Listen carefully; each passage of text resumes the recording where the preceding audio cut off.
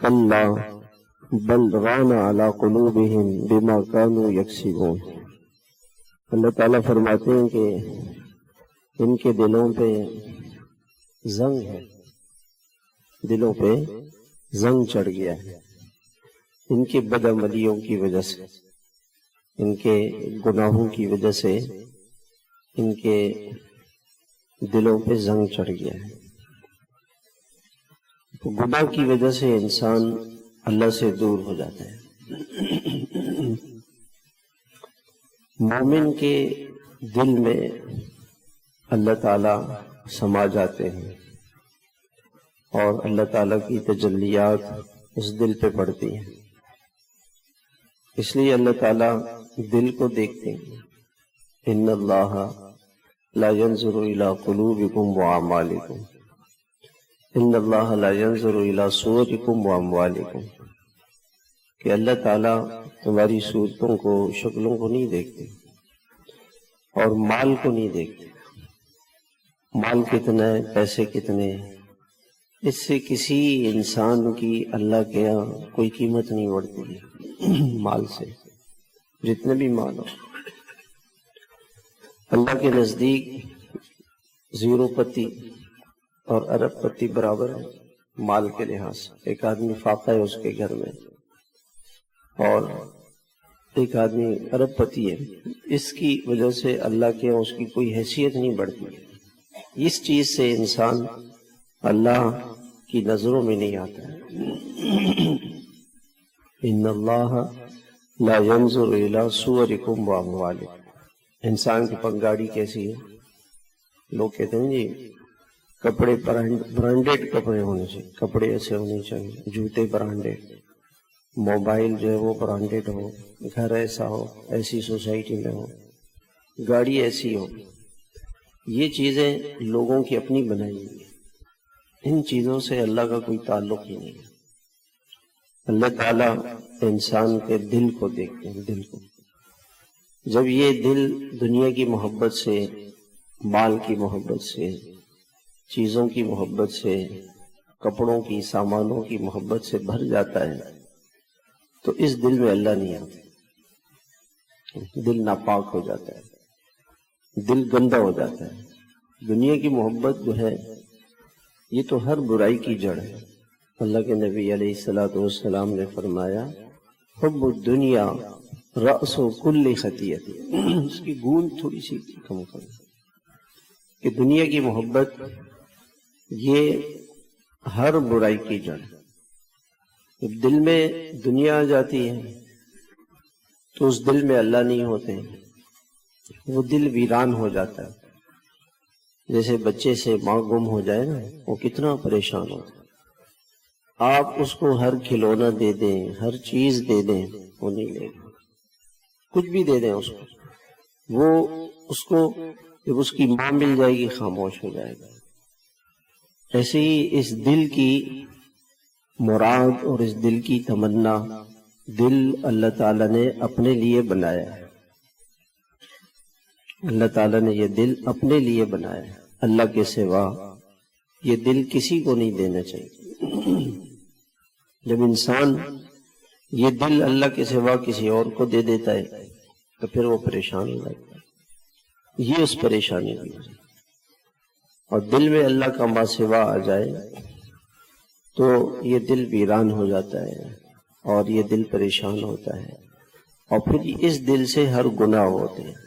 دل کے اندر چاہت پیدا ہوتی ہے گناہوں، اور پھر یہ گناہ کرتا ہے، اور گناہ سے یہ اللہ سے دور ہو جاتا ہے، اور جتنی اللہ سے دوری بڑھتی چلی جاتی ہے اس کی پریشانیاں بڑھتی چلی جاتی ہیں۔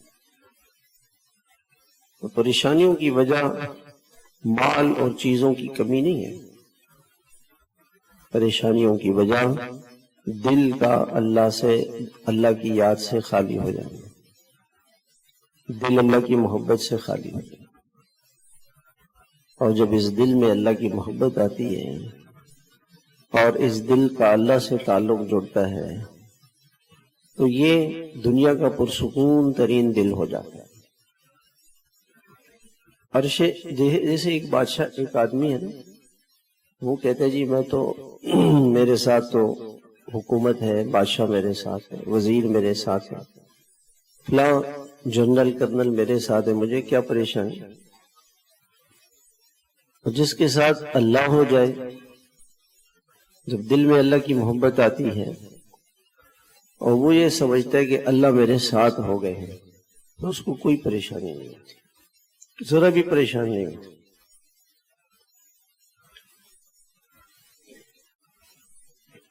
آپ صلی اللہ علیہ وسلم سفر میں تھے اور سفر کے اندر دوپہر کا وقت تھا، آپ آرام فرما رہے تھے، آپ نے تلوار درخت پہ لٹکا دی، ایک کافر آیا اور اس نے تلوار اٹھا لی اور اس نے کہا کہ آپ کو کون بچا سکتا؟ آپ نے کسی بغیر خوف خطرے کے فرمایا کہ اللہ بچائے گا۔ مجھے کون بچائے گا؟ اللہ مجھے بچائے گا۔ جیسے آپ نے اللہ کا نام لیا تو اس کے ہاتھ سے تلوار گر گئی۔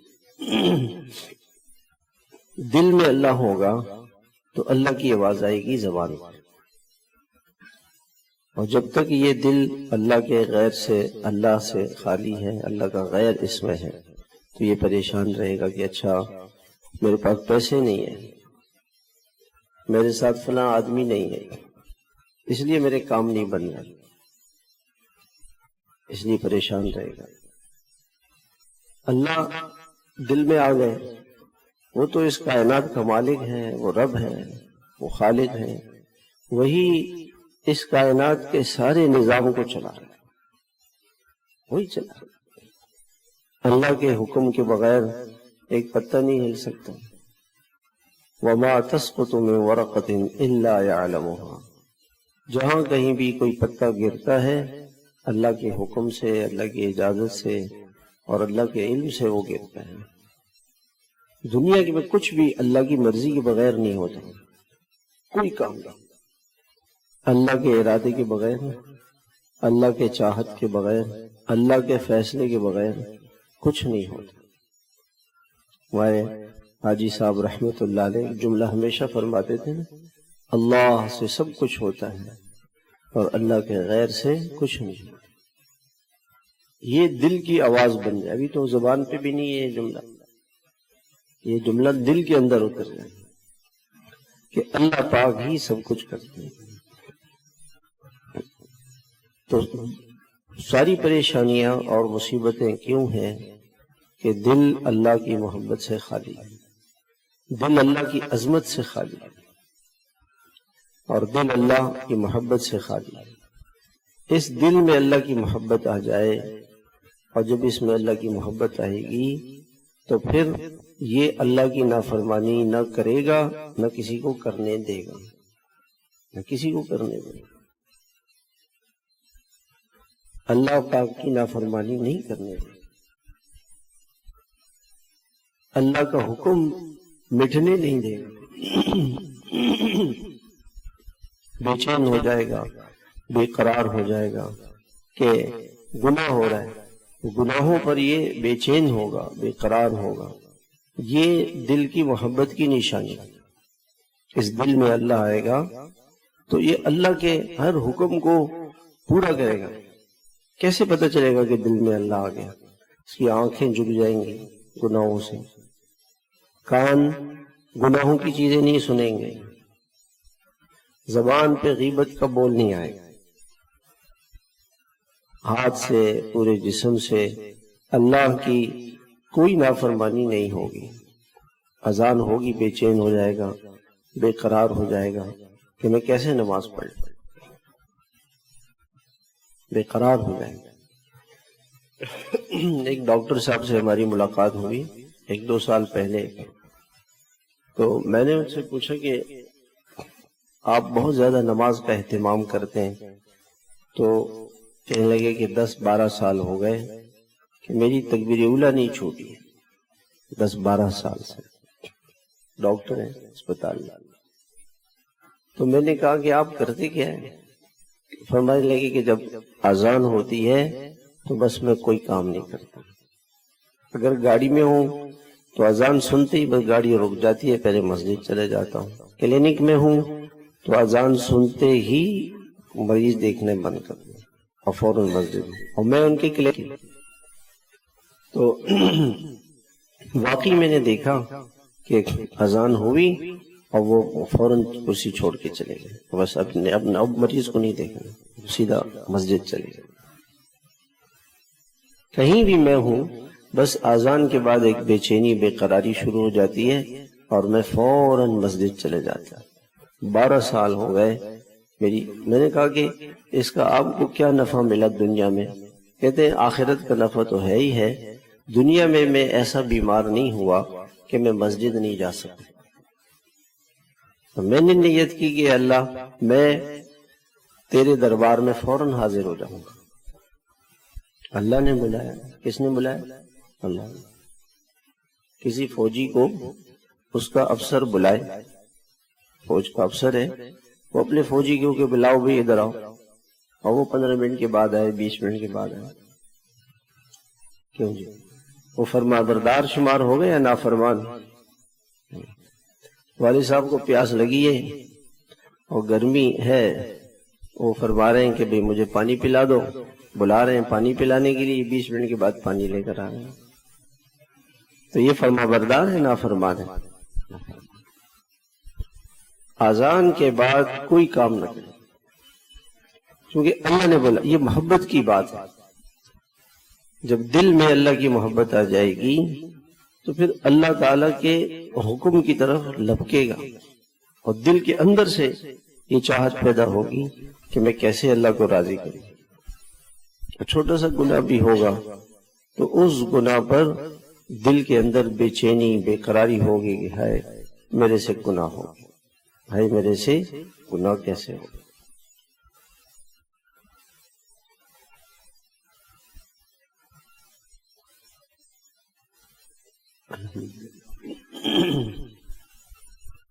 آپ صلی اللہ علیہ وسلم نے فرمایا کہ مومن کی مثال یہ ہے کہ گناہ ایسے لگتا ہے جیسے پہاڑ کسی نے سر میں رکھ دیا، اب گرا اب گرا اب گرا۔ گناہ کے بعد بے چین بے قرار، کیسے توبہ کر لوں، کیسے اللہ کو راضی کر لوں۔ اس کائنات کا خالق اور مالک مجھ سے راضی ہو گیا، ناراض ہو گیا۔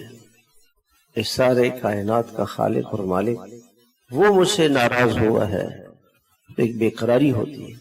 اور جو منافق ہوتا ہے، فاسق فاجر ہوتا ہے، دل سیاہ ہوتا ہے، وہ گناہ جب کرتا ہے ایسے لگتا ہے جیسے کوئی مکی تھی اس کو اڑا دیا، کچھ بھی اثر ہی نہیں ہوتا۔ سیاہ توا ہو توا، اس پہ آپ جتنی بھی سیاہی مل دیں اس پہ کوئی اثر ظاہر ہوگا؟ ظاہر نہیں ہوگا۔ سفید کپڑے پہ چھوٹا سا نشان بھی پڑ جائے گا نا، جیسے یہ ہاتھ ہے نا، اس میں یہ چھوٹا سا نشان ہے بہت معمولی سے، یہ نظر آ رہا ہے، یہ نظر آ رہا ہے۔ تو گناہ چھوٹا سا بھی گناہ ہوگا وہ بے چین ہوگا، بے قرار ہوگا کہ میں اللہ پاک مجھ سے ناراض ہو گئے۔ تو ساری پریشانیوں کی وجہ دنیا کا مال سامان چیزیں نہیں ہیں، بلکہ اللہ پاک کا ناراض ہو جانا ہے، گناہ ہے، اللہ کی نافرمانی ہے، اللہ تعالیٰ کی طرف سے بے چینیاں بے قراریاں مصیبتیں آفتیں آتی ہیں۔ ایک بڑا گناہ، دو گناہ ہیں۔ ایک گناہ تو یہ ہے کہ گناہ کرنا، یہ بھی گناہ ہے، اور ایک بڑا گناہ کیا ہے کہ گناہ کرتے ہوئے کسی کو دیکھنا اور اس میں دل میں غمگین نہ ہونا، یہ بھی بہت بڑا گناہ ہے۔ گناہ ہو رہا ہے، اللہ کی نافرمانی ہو رہی ہے اور اس کو بے چینی نہیں ہو رہی، یہ بہت خطرے کی بات ہے۔ اس لیے اللہ کے نبی علیہ الصلوۃ والسلام نے ارشاد فرمایا، آپ نے فرمایا کہ جب ما من رجل یکون فی قوم یعمل فیہم بالمعاصی یقدرون علی ان یغیروا علیہ ولا یغیرون۔ ایک آدمی کسی قوم کے ساتھ، جماعت کے ساتھ، محلے میں، بستی میں رہ رہا ہے، اور اس میں لوگ گناہ کر رہے ہیں، گناہ بھی کر رہے ہیں، اور یہ اس گناہ کو روک سکتا ہے اس کو قدرت ہے کہ اس گناہ سے روکے، لیکن یہ اس گناہ کو نہیں روکتا۔ اصابہم اللہ بعقاب قبل ان یموتوا، موت سے پہلے دنیا میں اللہ تعالیٰ ان کو طرح طرح کی مصیبتوں میں مبتلا کر دے۔ دنیا میں پریشانی آئے گی، مصیبتیں آئیں گی، گناہ۔ جیسے مسجد کے باہر ایک بلی مری ہوئی ہو، گدھا مر جائے، کتا مر جائے، تو اس کی بدبو نمازی کو بھی آئے گی، حاجی صاحب کو بھی آئے گی، امام صاحب کو بھی آئے گی، قاری صاحب کو بھی آئے گی، مجاہد صاحب کو بھی آئے گی، سب کو آئے گی، بدبو سب کو آئے گی۔ تو گناہوں کی بدبو اور گناہوں کا عذاب سب کو ہوگا۔ گناہ تو بدبو ہے، اللہ کی نافرمانی ہے، وہ کہیں پر بھی۔ اس لیے کہتے ہیں کہ بے نمازی کا اثر 40 گھروں تک جاتا ہے۔ ایک بے نمازی کا اثر، اب دیکھو نا، یہاں اگر گدھا مر جائے اتنی دور تک بدبو آتی ہے، بہت دور تک بدبو جائے گا۔ بے نمازی اور بے نمازی کا گناہ کتنا بڑا ہے، امام احمد رحمۃ اللہ علیہ فرماتے ہیں کہ من ترک الصلاۃ متعمدا فقد کفر۔ اس حدیث کی وجہ سے امام احمد بن حنبل رحمۃ اللہ علیہ فرماتے ہیں کہ بے نمازی کافر ہو گئے، اور کافر مرتد ہو جائے مسلمان تو اس کو فوراً قتل کیا جائے گا۔ کوئی عام کافر ہے اسے قتل نہیں کریں گے جب تک کہ وہ مسلمانوں سے جہاد نہ کرے۔ اگر مسلمانوں سے مقابلہ کر رہا ہے تو اس کو قتل کیا جائے گا، لیکن اگر کوئی عام کافر رہ رہا ہے تو اسے قتل نہیں کیا جائے گا۔ لیکن مسلمان اگر مرتد ہو گیا تو اس کو قتل کر دیا جائے گا۔ یہ بہت خطرہ ہے، دوسروں کو خراب کرے گا، دوسروں کو کفر کی دعوت دے گا۔ تو اللہ کے نبی علیہ تو امام احمد بن حنبل فرماتے ہیں کہ بے نمازی کافر ہو جاتا ہے، اس کو قتل کر دیا جائے۔ امام مالک رحمۃ اللہ علیہ فرماتے ہیں کہ کافر تو نہیں ہوگا لیکن اسے قتل کیا جائے گا، اور امام شافعی رحمۃ اللہ علیہ بھی یہی فرماتے ہیں کہ اسے قتل کر دو۔ 3 امام یہ فرماتے ہیں کہ اس شخص کو قتل کر دیا جائے،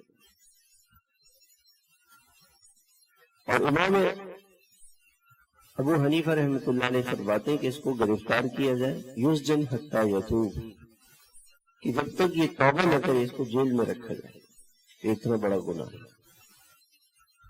حضرت شیخ عبد القادر جیلانی رحمۃ اللہ علیہ فرماتے ہیں کہ بے نمازی کو مسلمانوں کے قبرستان میں دفن نہ کیا جائے، اس کو مسلمانوں کے قبرستان میں بھی دفن نہ کیا۔ وہ آپ دیکھو نماز چھوڑنا کتنا بڑا گناہ ہے، اور اس ایک گناہ پر جس نے نماز چھوڑ دیا جان بوجھ کے بغیر کسی عذر کے، بیماری تھی یا کوئی ہوش نہیں تھا، کوئی اور مسئلہ تھا، وہ الگ بات ہے، بنا عذر کے کسی نے جان بوجھ کے نماز چھوڑ دی تو یہ شخص 2 کروڑ 88 لاکھ سال تک کے لیے اس کے لیے جہنم الاٹ کر دی۔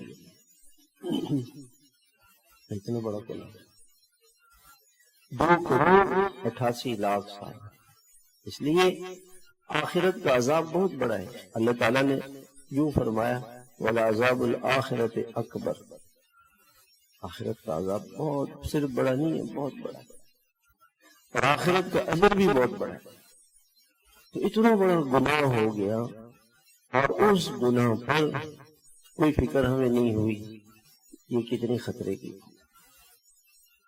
تو اللہ کے نبی علیہ السلام فرماتے ہیں جس قوم میں کوئی گناہ کرے اور وہ اس گناہ سے اس کو روک سکتے ہوں اور نہیں روکیں گے تو اللہ دنیا میں ہی ان کو مصیبتوں میں، عذابوں میں، پریشانیوں میں مبتلا کرے۔ ہمارا کون سا محلہ ایسا ہے کہ جس میں کوئی بے نمازی نہیں ہے؟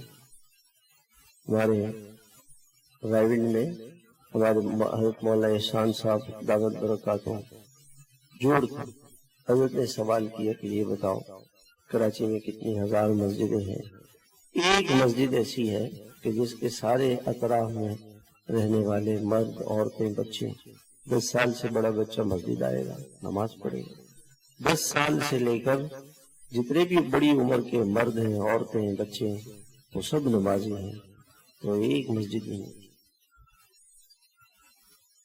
کراچی میں ایک مسجد بھی نہیں۔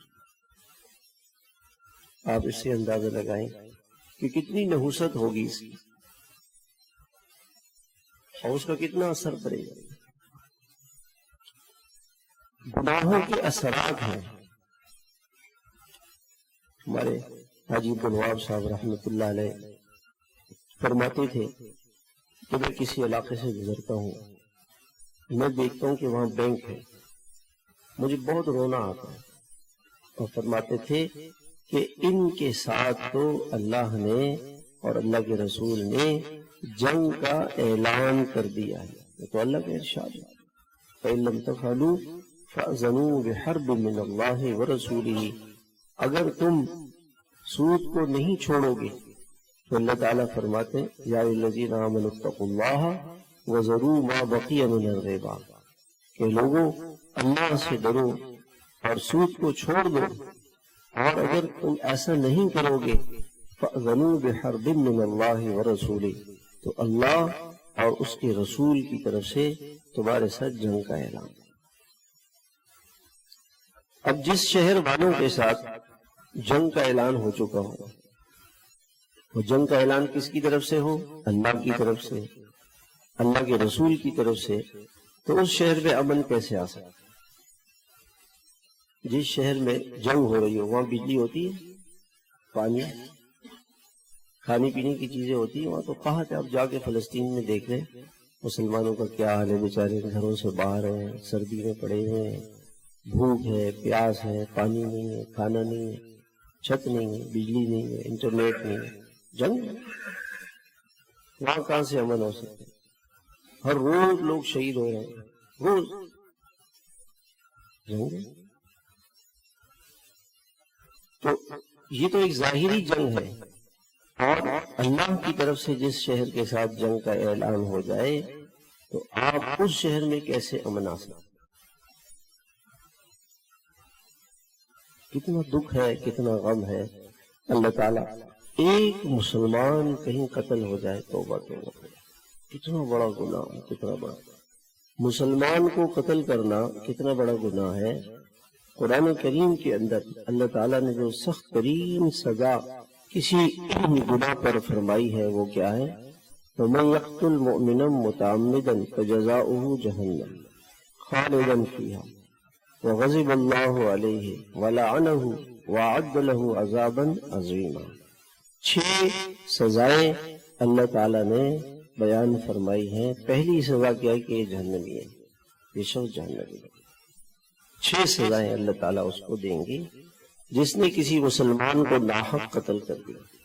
ایسا قتل کس وجہ سے کرتے ہیں؟ زمین کی وجہ سے، پیسوں کی وجہ سے، یا اس نے گالی دے دی، گالی دے دی۔ بھئی ٹھیک ہے، اگر کسی نے گالی دی تو کیا ہوا، اس نے اپنا ہی اعمال نامہ خراب کیا۔ آپ اگر صبر کریں گے آخرت میں اللہ تعالیٰ اس کی نیکی آپ کو دے دیں گے۔ آخرت کی کرنسی تو نیکی ہے۔ کوئی آدمی اگر ہم سے کہے کہ جی ہم آپ کو ایک گالی دیں گے اور اس کے مقابلے میں $1,00,000 دیں گے، ہم کیا کہیں گے؟ یار 100 گالیاں دے دو۔ آج تو دنیا میں لوگ کہیں گے 100 گالیاں دے دو تو ہمیں تو لاکھوں ڈالر مل جائیں گے۔ آخرت کی کرنسی نیکی ہے، وہ نیکیاں آپ کو ملیں گی۔ اگر کسی نے آپ کو گالی دے دی، کتنا بڑا گناہ ہے، یعنی مسلمان کو قتل کرنا کتنا بڑا گناہ ہے کہ اس کی سزا جہنم ہے۔ اور یہ قتل کس پر ہوتے ہیں؟ چھوٹی سی بات پر، تو اس نے مجھے گالی دے دی، اس نے مجھے جو ہے، اب ایک ابھی کیا ہوا، ایک بہو تھی، وہ ناراض ہو کے آ گیا، تو انہوں نے جو سسرال والے تھے انہوں نے سمجھانے کی کوشش کی۔ وہ بات کچھ وقت گزر جائے تو پھر آہستہ آہستہ بات ختم ہو جاتی ہے۔ کوئی سلیقے کا آدمی بیچ میں آ جائے پیار محبت سے، قصہ ختم ہو جاتا ہے۔ اول تو لوگ آج کل پڑھتے نہیں کسی کے معاملات میں، کہ ہمیں کسی کے معاملات میں کیا پڑھنا ہے، ہر ایک اپنی قبر میں جائے گا۔ تو ہوا کیا کہ وہ جو سسر تھا بہو کا، وہ آیا اور اس نے کہا میں صلح کرانے کے لیے آیا، اور آ کے اس نے کھانے میں زہر ملا دیا اور اس کے بعد جب وہ سب بے ہوش ہو گئے 11 افراد کو قتل کر کے وہ چلا گیا. 11 افراد کو قتل کر کے چلا گیا. اتنا بڑا گناہ، اپنی دنیا بھی تباہ کر دی، اپنی آخرت بھی تباہ کر دی، ملا گیا. اللہ تعالیٰ، اور حدیث میں آتا ہے کہ اللہ تعالیٰ کسی پر رحم فرما سکتے ہیں، فرماتے ہیں جب تک کہ وہ کسی کو قتل نہیں کرے. جب کوئی کسی مسلمان کو قتل کر دیتا ہے تو پھر اللہ کی رحمت اس سے ہٹ جاتی ہے، پھر اللہ اس پہ رحم نہیں کرتا. اس نے اتنا بڑا گناہ کیا، اور کتنا بڑا گناہ ہے یہ. وَمَنْ قَتَلَ نَفْسًا بِغَيْرِ نَفْسٍ فَكَأَنَّمَا قَتَلَ النَّاسَ جَمِيعًا.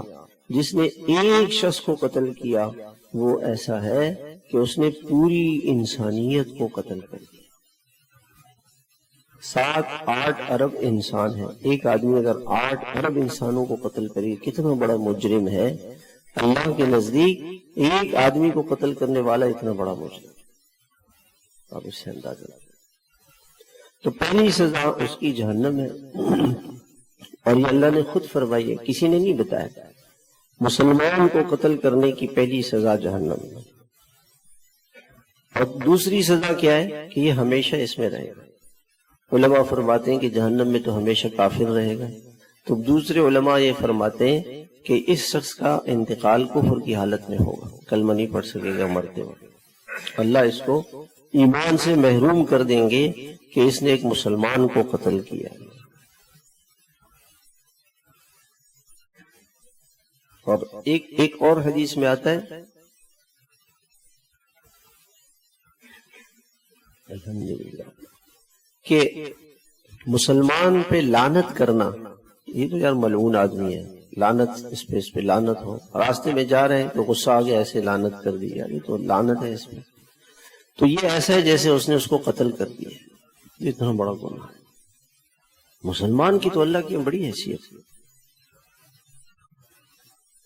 تو ایک ہمیشہ جہنم میں رہے گا، اور اللہ کا غصہ ہوگا، اور اللہ کی لعنت ہوگی، اور اس کے لیے عذاب ہے، اور عذاب بھی بہت بڑا عذاب ہے. یہ 6 سزائیں اللہ تعالیٰ نے اس گناہ پر رکھی ہیں جو کسی مسلمان کو قتل کرے.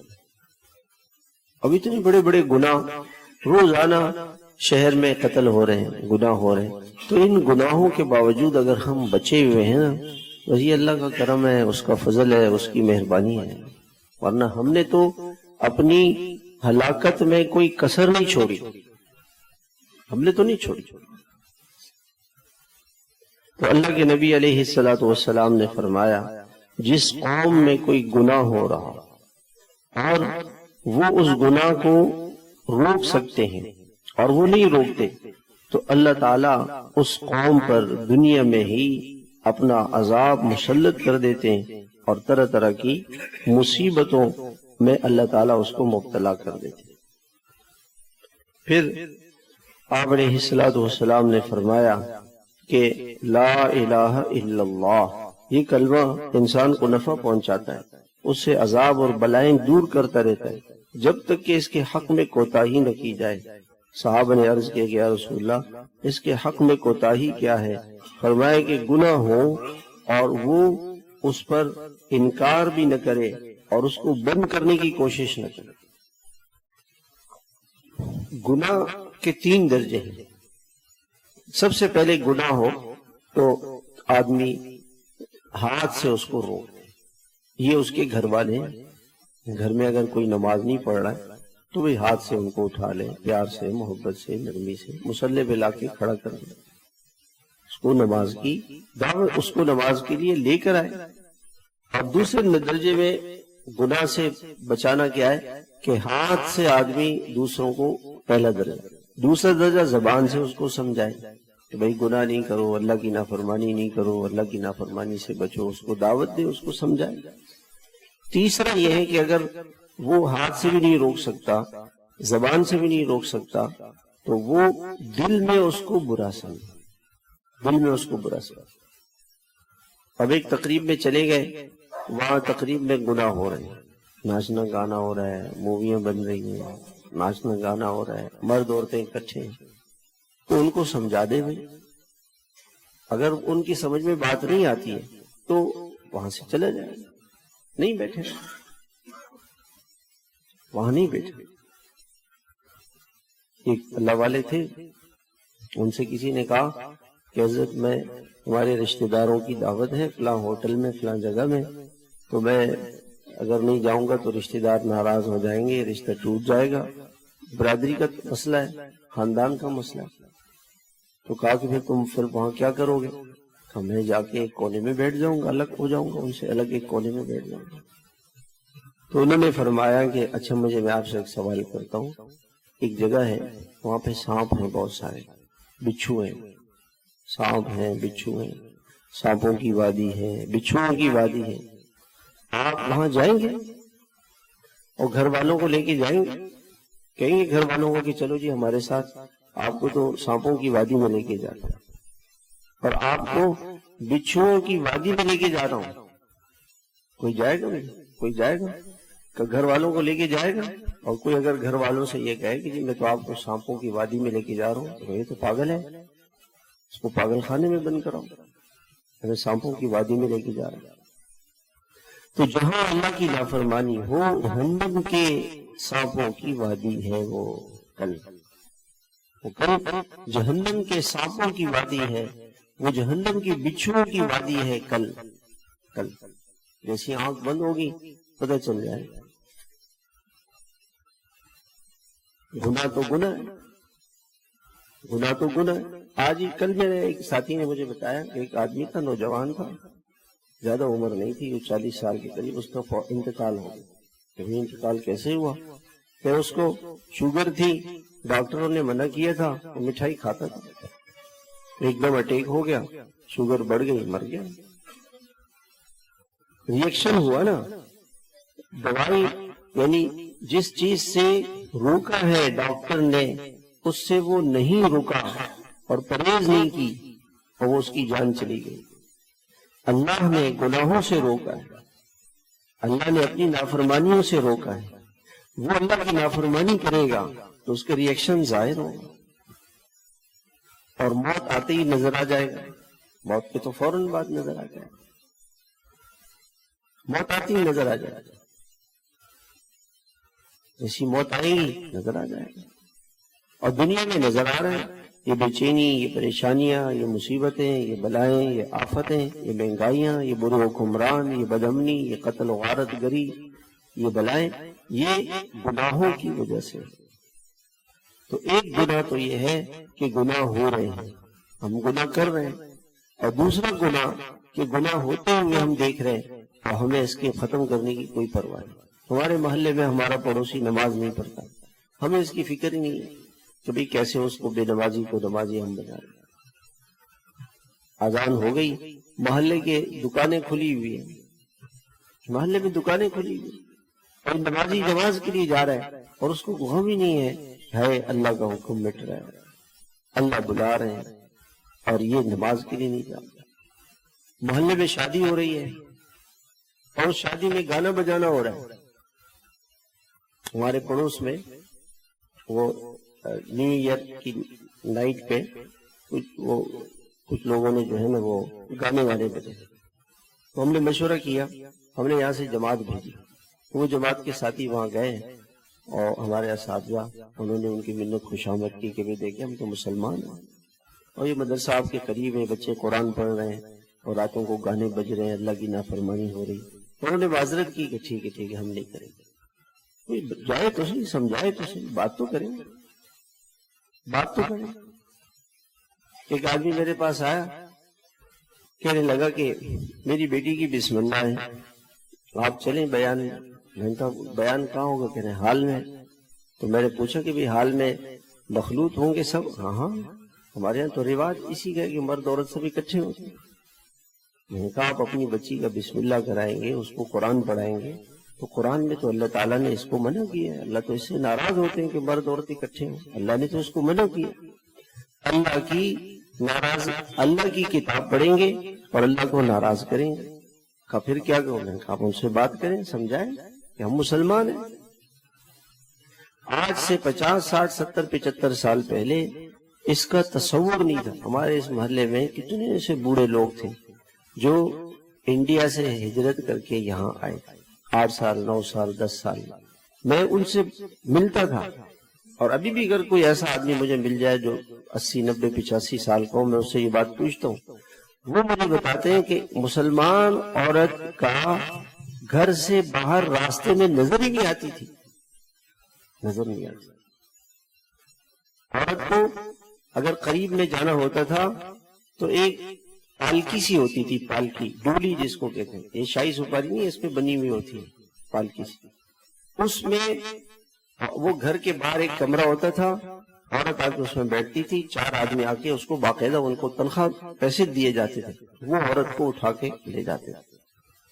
اور اگر دور جانا ہوتا تھا تو بیل گاڑیوں کا سفر ہوتا تھا, تانگے کا سفر ہوتا تھا, وہ تانگا بند ہوتا تھا, اس میں چادر ڈال دیتے تھے تاکہ عورت کسی کو نظر نہیں آئے.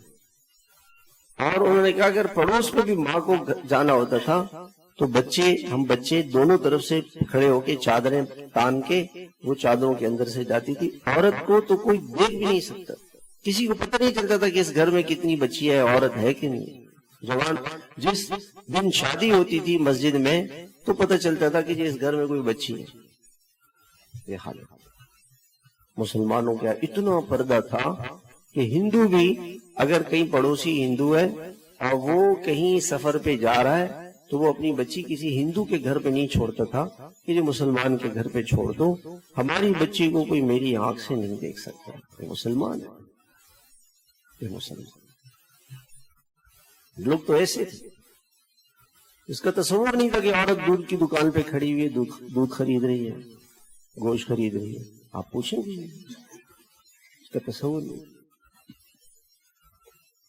باطن نے بہت محنت کی, ہمارے اندر سے حیا کو ختم کیا, پردے کو ختم کیا, دین کو ختم کیا. جب عورت سے حیا ختم ہو گئی, دین ختم ہو گیا, پردہ ختم ہو گیا, وہ اللہ اس کے رسول کی نہیں مانتی ہے, وہ ماں باپ کی کیا مانے گی, وہ شوہر کی بات کیا مانے گی. اس کا تصور نہیں. کپڑے عورت خود سیتی تھی گھر پہ, اور آستینوں والے, اور وہ جو ہے نا شلوار اور لمبا کرتا لمبا. اب آپ بازار چلے جائیں, بازاروں میں لڑکیوں کے کپڑے کیسے مل رہے ہیں تو اس میں آستین نہیں, آستین نہیں, بغیر آستینوں. اور چھوٹی بچیوں کو اسکول بھیجتے ہیں تو ان کو تو شلوار بھی نہیں پہناتے, وہ جرابے سے پہنا دیتے. بچپن سے ان کی حیا کو ختم کر دیا, تو اب آگے اس بچی سے جا کے آپ کیا توقع کریں گے. اور مسلمان کو ہوش نہیں ہے کہ کیا ہو رہا ہے. اللہ کی نافرمانی جس گھر میں ہوگی اس گھر میں بے چینی بے قراری ہوگی. اللہ کی نافرمانی جس گھر میں ہوگی اس گھر میں بے چینی و بے قراری. اللہ کی نافرمانی جس دکان میں ہوگی اس دکان میں بے چینی بے قراری ہوگی. جس محلے میں ہوگی اس میں بے چینی اور بے قراری. اللہ کے بڑے بڑے حکم. اب مسلمان بینک میں کام کر رہا ہے اور وہ خوش ہے, مطمئن ہے, میں تو بینک میں لگا ہوا ہوں, سود آ رہا ہے, سود کا مال ہے, رشوت کا مال ہے, حلال ہے, حرام ہے, اس کو اس کی کوئی پرواہ نہیں, پیسے آنے چاہیے, پیسے آنے چاہیے.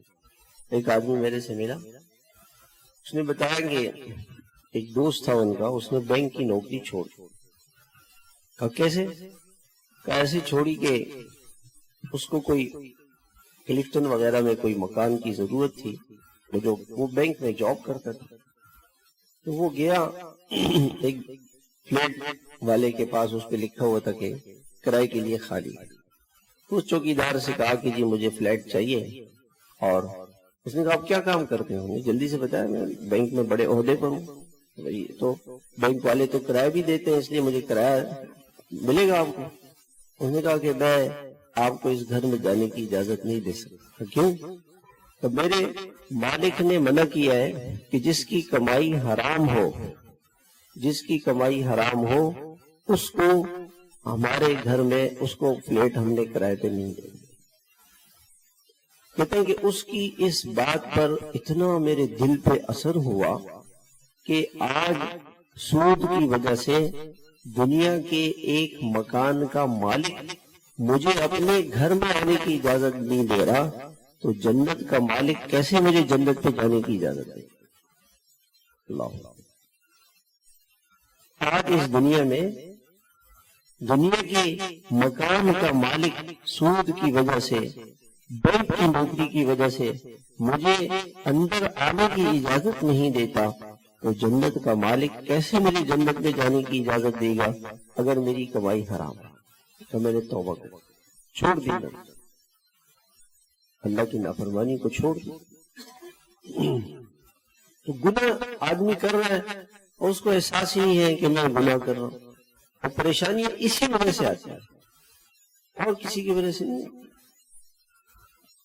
تو دو بڑے گناہ ہیں، ایک گناہ تو خود آدمی گناہ کر رہا ہے، اللہ کی نافرمانی کر رہا ہے صبح سے شام تک۔ آنکھ کا گناہ کتنا بڑا گناہ ہے، اس سے فوراً دل بے قرار اور بے چین ہو جاتا ہے۔ آنکھ کے گناہ سے دل بے قرار ہوگا، بے چین ہوگا، دل پریشان ہوگا اگر آنکھ گناہ کرے۔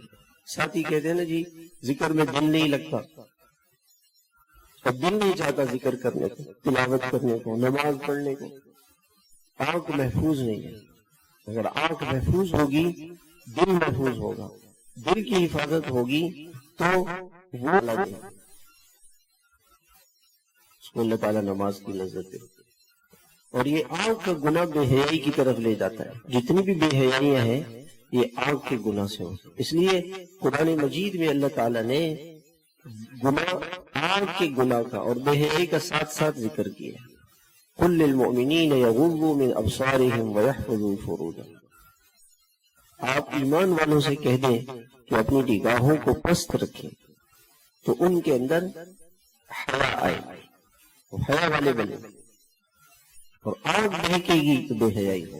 اور یہ حکم اللہ نے قرآن کریم میں جہاں پر اللہ تعالیٰ نے ایمان والوں کو حکم دیا وہ عورتوں کے لیے بھی ہے، لیکن اللہ تعالیٰ نے عورت کے لیے اس حکم کو دوبارہ ذکر کیا۔ وَقُلْ لِلْمُؤْمِنَاتِ يَغْضُضْنَ مِنْ أَبْصَارِهِنَّ وَيَحْفَظْنَ فُرُوجَهُنَّ، اگر عورت اپنی حیا کو برقرار رکھنا چاہتی ہے، پاک دامنی کو، تو اپنی نگاہوں کو پاک رکھے۔ آنکھ پاک ہوگی تو بے حیائی سے پاک ہو، ورنہ بے حیائی سے نہیں بچ سکتی۔ اب یہ موبائل کا گناہ، پہلے زمانے میں تو اول تو یہ ہوتا تھا کہ عورت باہر ہی نہیں جاتی تھی، اب تو عورت کو ہر جگہ ساتھ کر دیا، اسپتالوں میں، دکانوں میں، بازاروں میں، اسکولوں میں، یونیورسٹیوں میں، کالجوں میں، کوچنگ سینٹروں پہ، سڑکوں میں، ان کو اتنا باہر نکالا کہ وہ کنسیپٹ ہی ختم ہو گیا کہ یہ کوئی گناہ ہے، گناہ کو گناہ ہی نہیں سمجھا۔ تو جب گناہ کو گناہ نہیں سمجھے گا تو پھر پریشانیاں، مصیبتیں، بلائیں آئیں، اور پھر جو کچھ کسر تھی اس موبائل نے پوری کر دی۔ اور گھر بیٹھ کے اب ایک لڑکی ہے، اس کے پرس میں موبائل رکھا ہے، اور پرس میں گناہ ہے، اس نے ہاتھ اٹھایا پرس میں اور ہاتھ بٹن دبایا، گناہ شروع ہو گیا۔ لڑکے کی جیب میں موبائل پڑا ہوا ہے اور ماں باپ ادھر اس ساتھ بیٹھے ہوئے ہیں، ماں باپ اس طرف دیکھ رہے ہیں، یہ ادھر گناہ کر رہے ہیں۔ تو آنکھ گناہوں سے محفوظ نہیں ہوگی تو اس کا دل بے چین ہوگا، بے قرار ہوگا، دل پریشان ہوگا۔ یہ گناہ ایسی چیز۔ اب اس کے لیے لوگ کہتے ہیں جی گناہ سے بچنے کا کوئی وظیفہ، گناہ سے بچنے کا وظیفہ کوئی نہیں، گناہ کرنے کا وظیفہ کیا ہے؟ کوئی وظیفہ تھوڑی ہے، وہ گناہ تو دل کے اندر چاہت پیدا ہوئی، گناہ کر لیا۔ ایسے ہی گناہ انسان اپنے اختیار سے کرتا ہے، اور اپنے اختیار سے گناہ سے بچ سکتا ہے۔ اللہ نے ہر انسان کو یہ اختیار دیا ہے کہ وہ گناہ کرے یا چھوڑ دے، اس کو اختیار ہے۔ اب یہ جو گناہ کر رہا ہے یہ اللہ کی محبت کی کمی ہے، دل اللہ کی محبت سے خالی ہے۔ ساری بات کا خلاصہ کیا ہوا کہ جتنی بے چینی، بے قراری، پریشانیاں ہیں یہ گناہوں کی وجہ سے ہے، اور گناہ اس وجہ سے ہے کہ دل اللہ کی محبت سے خالی ہے۔ اور دل میں اللہ کی محبت آئے گی، یہ کیسے آئے گی؟ جب انسان اللہ والوں کے پاس بیٹھے، اللہ کی محبت دل میں آئے گی، اللہ کا ذکر کرے گا، جتنا اللہ کا ذکر کرتا رہے گا۔ ایک تو ہے نا زبان سے سبحان اللہ اور آنکھوں سے گناہ کر رہا ہے، ہاں تسبیح ہاتھ میں اور موبائل بھی دیکھ رہے ہیں، تو پھر تو اس ذکر سے ہو سکتا ہے کہ ثواب مل جائے، لیکن اس ذکر سے دل نہیں بدلے گا۔ دل تو اس ذکر سے بدلے گا جس کو ذکر میں اللہ کا دھیان نہیں ہے، تو اس کو ذکر کے باہر اللہ کا دھیان کیسے آ سکتا؟ تو اس کے لیے اس دل میں اللہ کی محبت آ جائے اور یہ دل اللہ کا ہو جائے۔ اگر سب سے بڑا عمل اس سرزمین میں، اس زمین میں، آسمان کے نیچے سب سے بڑا عمل کیا ہے کہ دل اللہ کی محبت سے بھرا ہوا، اور اسی کو ایمان کہتے ہیں، اسی کو اللہ کا تعلق کہتے ہیں، اسی کو نسبت کہتے ہیں، اسی کو قلب کا نور کہتے ہیں، کہ دل اللہ کی محبت سے بھرا ہوا ہو۔ اگر کسی کو اللہ تعالیٰ نے یہ چیز دے دی تو یہ سب سے بڑی دولت ہے۔ اس کائنات کی سب سے بڑی دولت کیا ہے کہ دل میں اللہ، اور دنیا کا پرسکون انسان ہوگا، اس کے پاس ایسا سکون ہوگا جو بادشاہوں کے پاس بھی نہیں ہوگا۔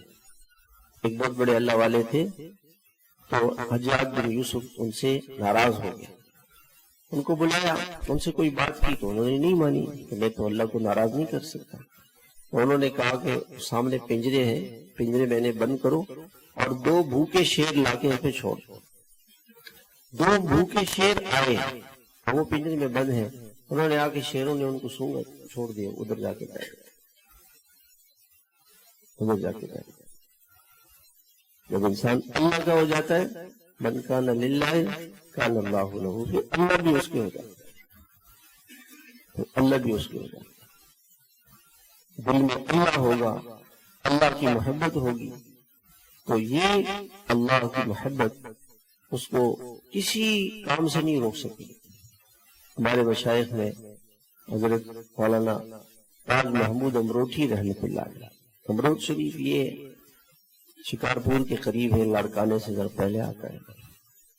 انگریزوں کا زمانہ تھا اور وہاں حضرت اسٹیشن جاتے تھے، ریلوے، اس زمانے میں ریل چلتی تھی، ریل کی پٹری، اسٹیشن قریب تھا، تو بیچ میں ذرا سفر تھا، تو حضرت نے ایک چھوٹی سی مسجد بنا لی، بہت چھوٹی سی، جس میں 2-3-4 آدمی نماز پڑھ سکتے۔ حضرت وہاں بیٹھتے، نماز پڑھتے، پھر اسٹیشن چلے جاتے۔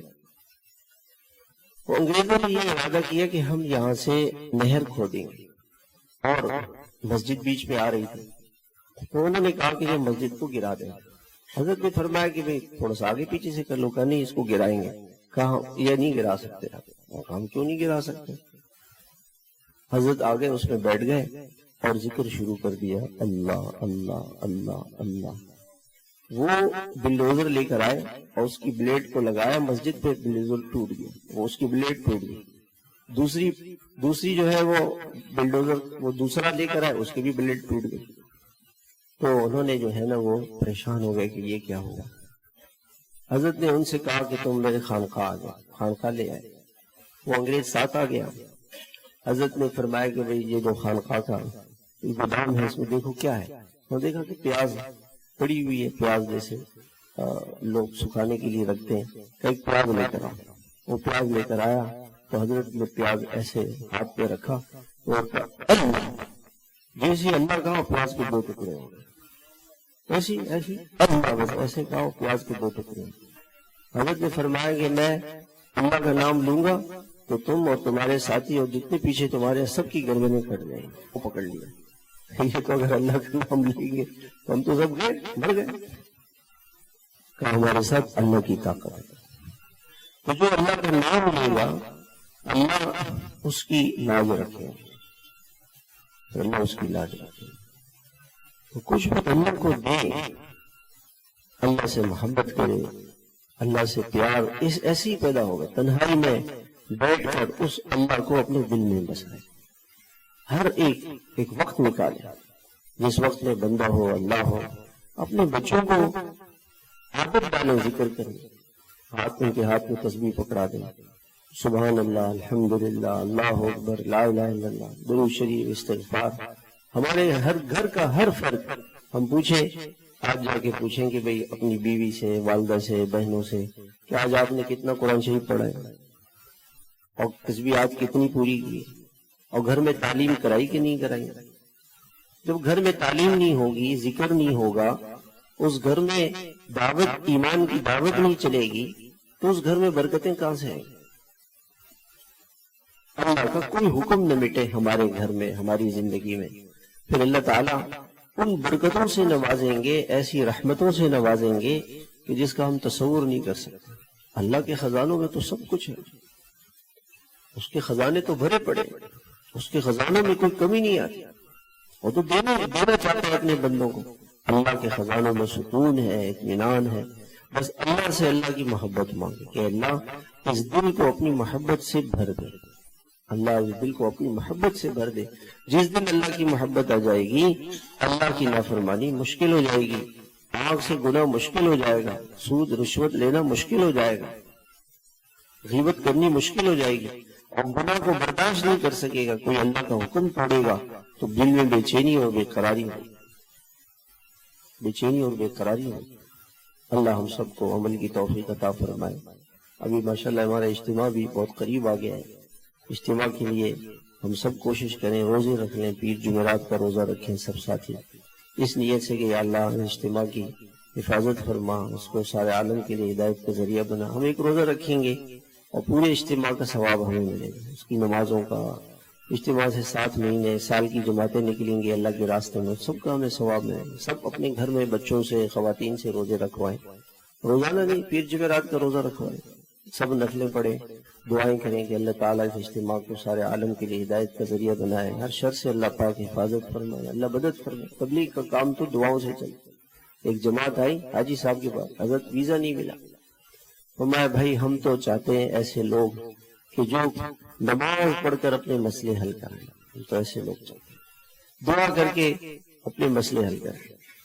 ہمارے ایک بھائی عبد الرحمان صاحب تھے ذوق والے، مجھے تو ان کا میں جانتا تھا لیکن اس بات کا پتہ نہیں تھا، ان کے بیٹے میرے سے ملے کہ میرے والد صاحب نے 27 سال روزے رکھے، 27 سال روزے رکھے، اور روزے کی حالت میں انتقال ہوا، روزے ہی تھا انتقال ہوا۔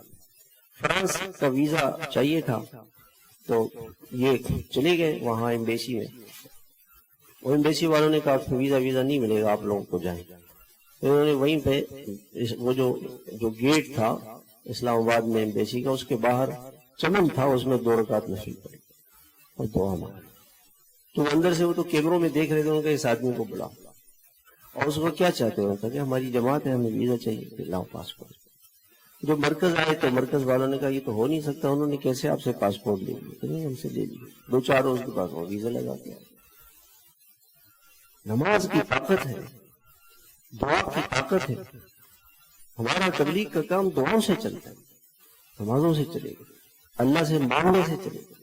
ہم دعا کریں اللہ تعالیٰ سے اجتماع کو قبول فرمائے، اور ایسی محنت کریں کہ ہر مسلمان ہمارے محلوں میں سب نمازی بن جائے، دین پہ چلنے والے بن جائے، اللہ کی اطاعت پہ آ جائے، اللہ کی نافرمانیوں سے توبہ کریں۔